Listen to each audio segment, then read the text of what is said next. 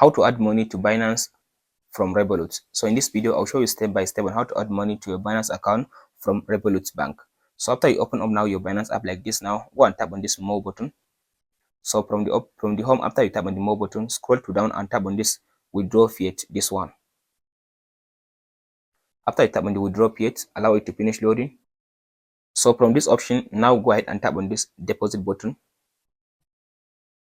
So after you choose deposit button like this, now tap on this option now to choose your currency. So choose the currency you want to deposit from the Revolut. After you choose the currency, it can be USD. So after you choose the currency like this now, for me, I'll just go with this one. So for me, I'll go with this one. After you choose the currency like this now, all you have to do now, tap on this one.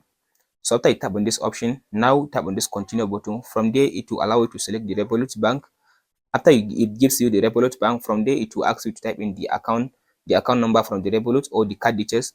After that, you can be able now to add the amount you want to deposit and complete the verification. From there, the money will be added into your bank, into your Binance account. That's it on how to add money or how to deposit money from Revolut to Binance. If you found this video helpful, please like and subscribe.